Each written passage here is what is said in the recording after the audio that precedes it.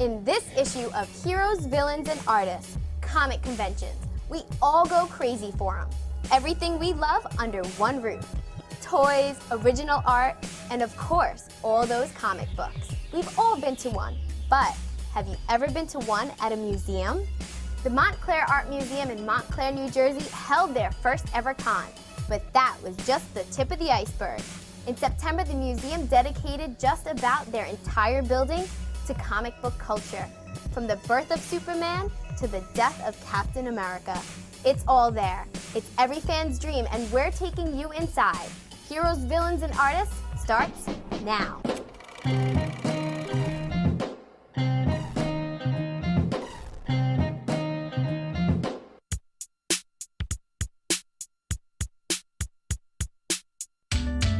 This exhibition came about because we were interested in the idea of doing shows about popular culture, and then we were introduced by one of our trustees, Susan Burchett, to Michael Uslan, executive producer of the Batman movies and a very large collection of comic books and original comic art. He introduced me to a lot of people in the comic book industry, and that's how I was able to get the loans from many different lenders for these exhibitions.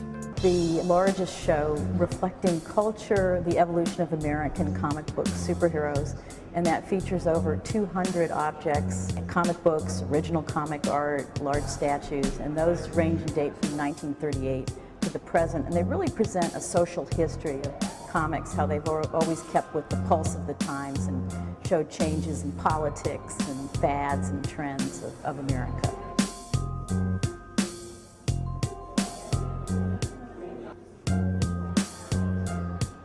What's in there actually are some of the really most important comic books. For example, Action Comics #1, June 1938, first appearance of Superman. May 1939, Detective Comics #27, first appearance of Batman, and those are both the Holy Grails. And so it really takes off from there with the invention of superheroes, looking at them through every decade. We have the first issue of Spider-Man and how much Spider-Man revolutionizes the whole idea of what a superhero is in the 1960s.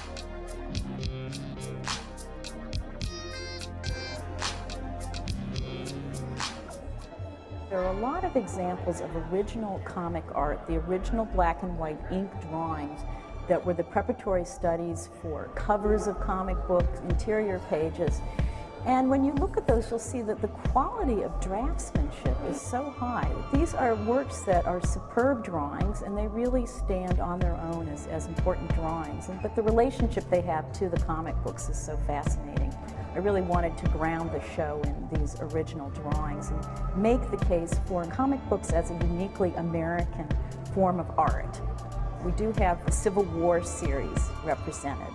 And so we have a rare original drawing of Spider-Man unmasking himself, which I know has never been shown before since that was only done about a half a year ago. A lot of the drawings in the show have never been shown before. Dulce pins on an artist who emigrated from South America and has lived in New York and has done photographs of what she calls the people who are the real heroes. These are people who have immigrated from various parts of South America, Mexico, and they work very hard to send home money to their loved ones. They work in such a variety of professions, and what she does is she makes costumes for them of superheroes to serve as a testimony to praise them for these superheroic efforts they're making, even though they're ordinary people without superhero powers. The other show that we were looking at is the Hubert Legends of the Comic Book Industry. And these are artists who are based right here in New Jersey. They are artists who've worked with DC, Joe going back many years. He's 81 years old. So he's really one of the originators of the comic book industry. And then Adam and Andy are superstars in their own right now, with Adam drawing Superman and Andy drawing Batman currently.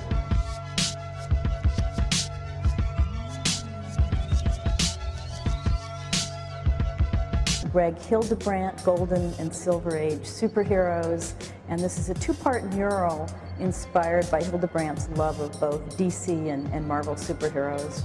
dating way back to the 1930s and the Golden Age and up to the Silver Age, which ends at about 1980. Here he is, this world-famous illustrator, the first Star Wars movie poster, the calendar for Tolkien's Lord of the Rings. But what we hadn't known was what an interest he's had ever since childhood in comic books. He's done some comic book projects like illustrating trading cards for Marvel of superheroes, but he had never done anything on this scale before. My first reaction after they asked me to do this was like, oh my God, is this going to be like a George Perez thing with 5 billion characters in it?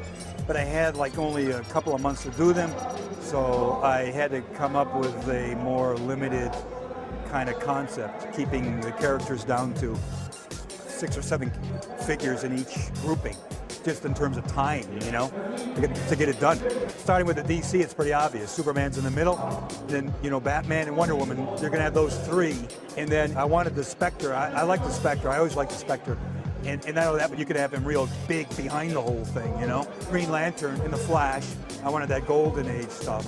And with the Marvel characters, it's obvious, again, Spider-Man Central, and the Hulk, and Captain America, and the Human Torch. Those, for me, were critical figures that had, and Thor, and then X-Men. And it kind of like brought that from the golden era up to the silver era and into the present, more or less, you know? I don't think I really understood the degree to which it's an important art form, and that the artists would do these incredible drawings that really deserve that kind of recognition as high art within the context of an art museum. So I'm glad we were able to do that. I grew up in an era, of course, that comic art was degraded. To even think of the idea, to imagine the idea that comic art would be in a museum, in an art museum, in a fine art museum, it'd be impossible 40 years ago. There would have been a disconnect because they degraded comics, they debunked them. You know, there's the comic book burnings of the 50s. It was looked at as an art form that was degenerate, that were leading kids astray. Yet that's the appeal of comics too, is that it has that reputation. So you're kind of like stuck between 2 worlds. I'm really happy to see it in an art museum, and yet at the same time, you kind of like wonder whether or not that's going to make it acceptable now, and it's going to get politically correct or some goddamn thing.